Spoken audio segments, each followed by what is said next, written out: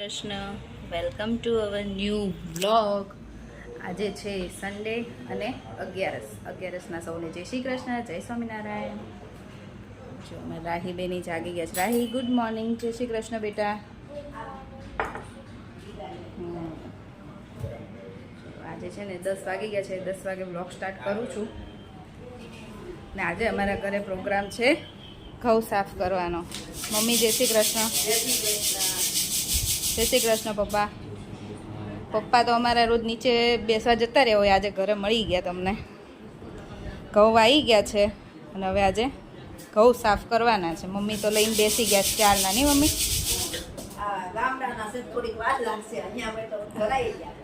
અમારા અહીંયાના ઘઉં હોય ને તો 2 કલાકમાં સાફ થઈને મોઈને ભરી દીધા હોય, પણ આ વખતે ગામડેથી મંગાવ્યા છે ને તો થોડાક સાફ કરવા પડે એમ છે. ચાળવામાં વાર લાગશે ને પછી કાંકરા આવ્યા છે એટલે વીણવા પડશે. ને તો હમણાં તો કેટલા વર્ષથી શાંતિ હતી વીણવાની, એકદમ ચોખ્ખા આવતા હતા.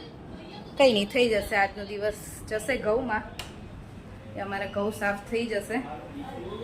અને લંચ માટે જો અમે આજે અહીંયા મિક્સ દાળ બનાવવાની છે ને, જો મેં કલરવાળી દાળ બધી પલાળી દીધી છે. કેવી મસ્ત લાગે છે, અલગ અલગ કલરની. આમાં છે તુવેરની દાળ, મસૂરની દાળ, ચણાની દાળ, મગની દાળ અને અડદની.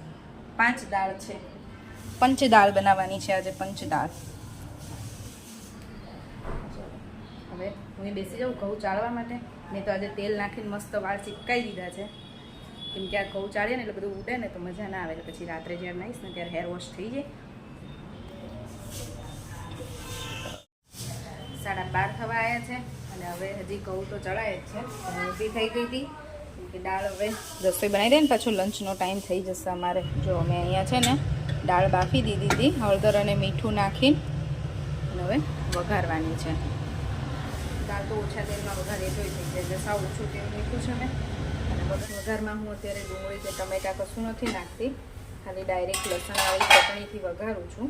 રાઈ જીરું મૂકી, લીમડો અને લસણવાળી ચટણી એટલું જ નાખીશ વઘારમાં. તો આમાં તમે ડુંગળી ઝીણી સમારી, ડુંગળી અને ટમેટાં એ પણ વઘારી શકાય, થોડું સરસ લાગે. પણ હું આમાં આજે ડુંગળી ટમેટાં નથી નાખવાનું. હું ક્યારેક નાખું, ક્યારેક ના નાખું. અમારા ગટિયાઓ છે ને 2 ઘઉં વીણવા બેઠા છે, ઘડે ઘડે બતાવવા આવે છે આવું ચાલે આવું ચાલે, એવું કાઢી નાખવાનું. હો, રાહીને શ્લોકને 2ને વીણવા બેસાડ્યા છે. જો અમારી અહીંયા દાળ તૈયાર છે. મેં આમાં પછી થોડુંક લીંબુ નાખ્યું છે અને મસ્ત દાળ રેડી છે. અને મમ્મી અહીંયા બનાવે છે રોટલા અને ભાખરી. છોકરાઓ માટે 2 ભાખરી છે અને મારો ને પપ્પાનો રોટલો છે. ત્યાંની જોડે મજા આવે રોટલા. 11 છે. મમ્મી 11 છે. અમારે બધાને જમવાનું છે. જો અહીંયા ફરીથી બધા શું કરવા બેઠા છે? ઘઉં સાફ કરવા. લંચ કરી ફ્રી થઈ કામ પતાવી પાછા અમે અમારું કામ લઈ લીધું છે.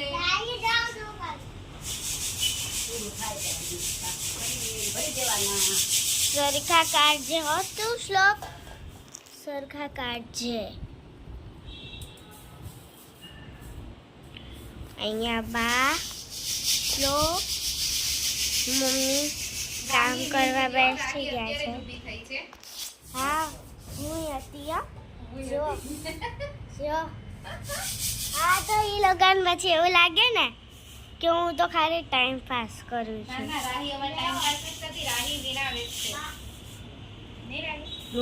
આટલા બધા છે. અહીંયા જો હજી એક મેમ્બર આવી ગયો. દાદા તમારે કરવાનું ને? જો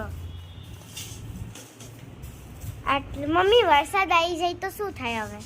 અરે ભગવાનને પ્રાર્થના કર આટલો દિવસ આપણે ઘઉં ભરાઈ જાય ને ત્યાં સુધી વરસાદ ન આવે, કેમ કે આગાહી પ્રમાણે વાદળા જેવું તો છે જ આજે.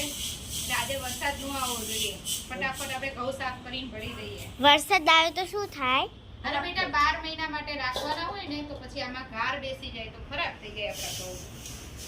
પણ કેટલા બધા છે ને. આપણે કામ કરવા મળીએ એટલે પતી જાય. મમ્મી ચોકે નાઈ લીધું? કામ કરે હું સાફ કરીને પછી નાવાનું. બહુ સાફ કરીને પછી નાવાનું. હું તો ઉઠી ના નહીં કવિતા? હું નાઈ લીધું છે પણ હવે છે ને હું સાફ કરું છું ને ઘઉં એટલે મારે ફરીથી નાવાનું હે ને મમ્મા હા ફરીથી નાઈશ હું તો તું નાઈશ મમ્મા હા ઓકે હા નાઈ લઈશ સવારના કરીએ છીએ આપણે ક્યારે સાંજ પડી પહોંચ્યા ગઈ ને જો 5:15 થયા હજી તો ચડાઈ રહ્યા છે ને હજી વીણાય છે હજી આટલા વીણ્યા હજી આ બાકી ઓલા બધા બાકી વીણવાના રાત પડી જશે એવું લાગે છે હા હે ને આ કેવી રીતે કરો છો બા તમે હા થાળી નાખી ગાય ઊંધી થાળી નાખી જો એટલે મસ્ત દેખાય એવું હોય હા જો બહુ મસ્ત ઊંધી થાળી હોય તો રાઈ ને બધા હમણાં કે સમજી હોય ને હું કરીશ એમ હું કરું બહુ મસ્ત દેખાય એ નહીં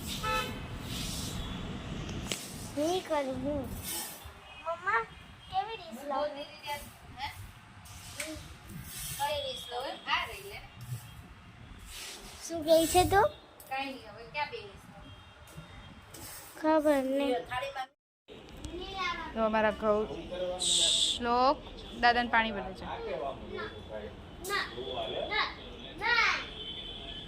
ઘઉંમાં અડતો નહીં હો ઘઉં હજી કહું છું ઘઉં અડતો નહીં તોય તો બે ગટિયાઓને બહુ મજા આવી ગઈ આજે ઘઉંમાં અને અત્યારે 8 વાગે અમારા ઘઉં હજી ખાલી સાફ થઈ રહ્યા છે હજી દિવેલ દેવાનું બાકી છે નહીં મમ્મી હા બાકી છે બાપા આજે તો ઘઉં પૂરા કરતા કરતા દમ આવી ગયો કેમ કે હમણાં કેટલા વર્ષથી ઘઉં એવા લેતા હોય ને એકદમ ચોખ્ખા હોય 2 કલાકમાં તો ચાળીને અમે બધું પેટીમાં ભરી દીધા હોય દિવેલ દહીં કમ્પ્લીટ થઈ અને ગયું આજે આખો દિવસ ગયો અને હવે જો અત્યારે હવે ડિનર પછી હવે બધાને ટાઈમ થયો ભૂખે લાગી હોય એટલે ડિનર માટે બને છે ભાખરી અને અહીંયા આજ તો મેં લસણવાળી ચટણી બનાવી છે વઘારી છે લસણ ચટણી કેમ કે આ અમારા અપેક્ષાબેન બહુ બતાવે ને વિડીયોમાં એટલે મને બહુ ઈચ્છા થઈ ગઈ હતી કેટલા દિવસથી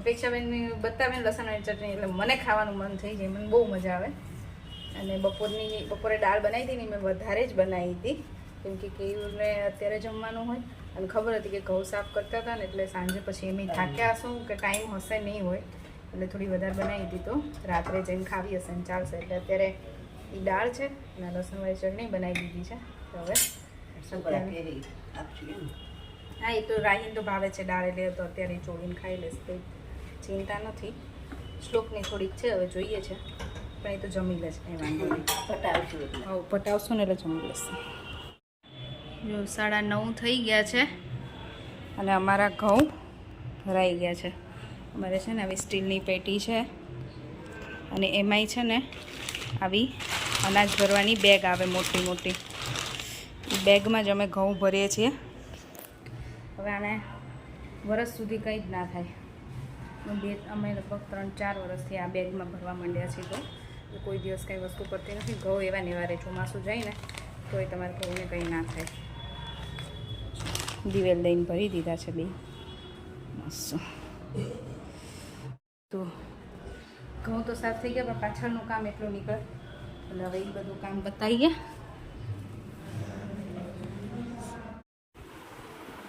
અત્યારે 11 વાગ્યા છે અત્યારે 11 વાગે હું ફ્રેશ થઈને ફ્રી થઈ ગઈ છું બધું કામ પતાવી ઘઉંનું બધું પતી ગયું કામ રાહી મને હેરાન કરે છે આ નોટી ગર્લ છે ને મને હેરાન કરે છે આની છો બધું કામ પતાવીને પછી ઘરમાં એટલું બધું ગંદુ હોય ને તો ના ગમે મને ઊંઘ જ ના આવે ત્યાં સુધી હું થોડીક એવી છું બધું ઘરમાં કચરા પોતા કર્યા બધું સાફ કર્યું હજી સરખું તો ડીપમાં તો સવારે થશે અત્યારે બધું કરવા બેસું ને તો બહુ મોડું થાય પછી સવારે બંનેની સ્કૂલ છે તો બંનેને સુડાવાય પડે ખાલી કચરા પોતું કરી દીધું છે કાલે સવારે પાછું બધું સરખું સાફ થશે કે ઘઉં સાફ કર્યા હોય તો બધું ઝીણું ઝીણું ઉડ્યું જ હોય ઘરમાં બધું ક્લીન કરવું પડશે આજનો દિવસ તો અમારો આખો દિવસ ઘઉં સાફ કરવામાં ગયો. ઘણા ટાઈમ પછી એવું થયું કે આવા ઘઉં આવ્યા અને અમારે બહુ સાફ કર્યા, આખો દિવસ નીકળી ગયો. નહીં તો હમણાં તો છે ને એટલા મસ્ત ઘઉં આવે ને, દર અડધો દિવસ જ થાય ઘઉં કરતા તો. અને આ વખતે રાહી કેવા ઘઉં હતા નહીં બેટા? રાહીને ખબર ન પડે તોય રાહી આ વખતે એવું કીધું કે હવે કોઈ દિવસ ગામડેથી ઘઉં ન લાવતા નહીં. રાહીને તો ખબર ન પડે કે ગામડે ઘઉં કેવા હોય કે અહીંયા. એટલે અહીંયા આપણે જોઈને લઈએ એટલે ચોખ્ખા ને સારા જ લઈએ. પણ હવે એવું હતું કે કીધું હતું ગામડેથી, કહી દીધું હતું એટલે પછી કંઈ વાંધો નહીં. હવે જેવા આવ્યા થઈ ગયા એટલે શાંતિ. એક બહુ મોટું કામ થઈ ગયું એવું લાગે રાહી મને તો. કરતી તારે તો કરવું જ છે ને. જોકે મારે રાહી યાદ તો મને બહુ હેલ્પ કરી હો અમને. હો રાહી આજે બહુ હેલ્પ કરી મારા દીકરાએ, રાહી અને શ્લોકે બંને. કેમ પછી ડેડી આવ્યા તો થોડી વાર ડેડીએ કરી, દાદાએ કરી, બધાએ કરી. કેમ અમારા ઘરમાં પછી આવું કંઈક કામ હોય ને તો બધા હેલ્પ કરે એટલે સારું કહેવાય. કેમ દાદા ને ડેડી કેયું ને પપ્પા ને બધા કરે સારું. બધા થોડી વાર હેલ્પ કરાવે હોય ને કરે ત્યારે. ચલો હવે સુઈ જઈશું. હા આજે કોઈની કોમેન્ટ હતી. હા સોંદાગર રવિન્દ્ર કરીને છે, એમની કમેન્ટ હતી કે તમારો face always smiling and happy હોય છે બ્લોગમાં, અને તે બંને જણા અમારો બ્લોગ ડેલી જોવે છે. તો thank you so much comment કરવા માટે અને અમારો બ્લોગ જોવા માટે પણ થેન્ક યુ. તમને બધાને થેન્ક યુ જે કોઈ અમારા બ્લોગ જોવે છે, લાઈક કરે છે, કોમેન્ટ કરે છે.